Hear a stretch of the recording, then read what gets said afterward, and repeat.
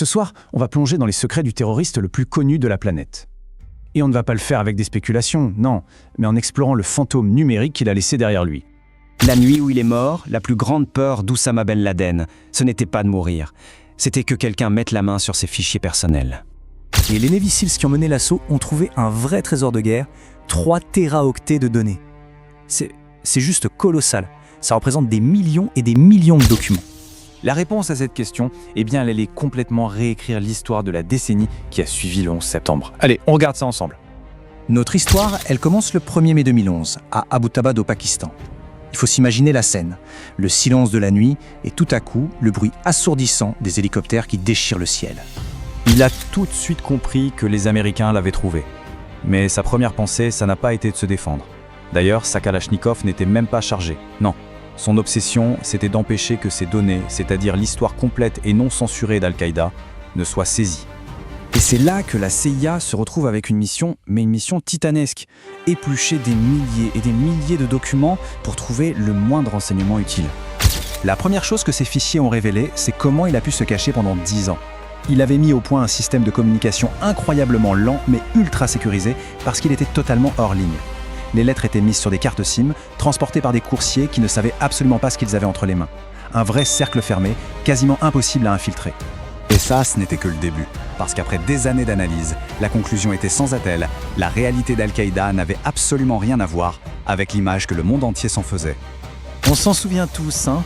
Après le 11 septembre, Al-Qaïda, c'était l'image même de la superpuissance du mal. Une machine de terreur mondiale, organisée, toute puissante.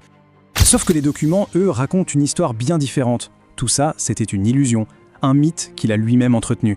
La vérité, c'est que Ben Laden apprenait l'existence des attentats de Madrid ou de Londres en écoutant la radio, comme tout le monde. Il laissait faire pour projeter une image de force qu'il n'avait plus du tout. En fait, sa plus grosse errance, ça a été de croire que les attentats du 11 septembre forceraient les États-Unis à plier bagages.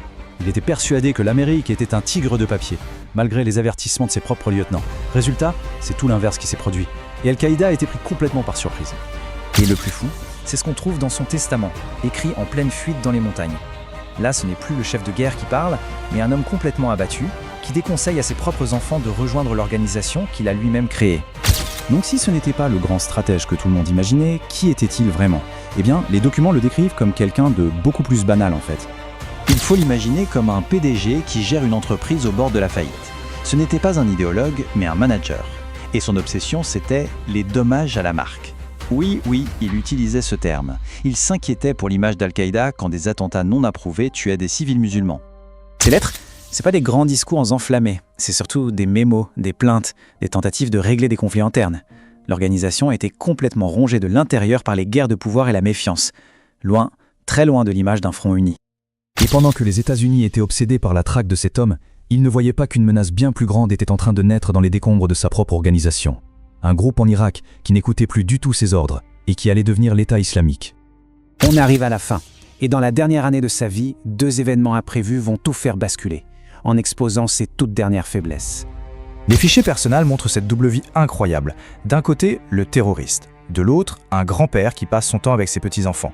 Et cette vie de famille, c'est devenu une faille de sécurité. Quand un de ses coursiers les plus importants s'est fait arrêter, il était trop occupé par ses affaires familiales pour s'en rendre compte. Et puis, il y a eu ce véritable raz de marée qu'il n'a absolument pas vu venir, le printemps arabe. Au début, il était euphorique. Il voyait les peuples renverser exactement les dictateurs qu'il combattait depuis toujours. Pour lui, c'était la victoire. Mais très vite, la joie a laissé place à une confusion totale. Les manifestants dans la rue ne voulaient pas de son califat, ils réclamaient la démocratie. D'un coup, Al-Qaïda et son idéologie paraissaient complètement dépassées, hors du temps. Le coup de grâce est peut-être même venu de sa propre famille. Son journal intime révèle que ses propres filles, des adolescentes, le mettaient face à ses contradictions. Et si on pouvait changer les choses sans le djihad? Le monde changeait sous ses yeux, et lui, il était complètement perdu. Et c'est la dernière image que l'on a de lui. Sa toute dernière note de journal, ce n'est pas celle d'un chef de guerre, mais celle d'un homme anxieux, paranoïaque, à court d'idées, qui écrit « On ne peut rien faire d'autre que prier ».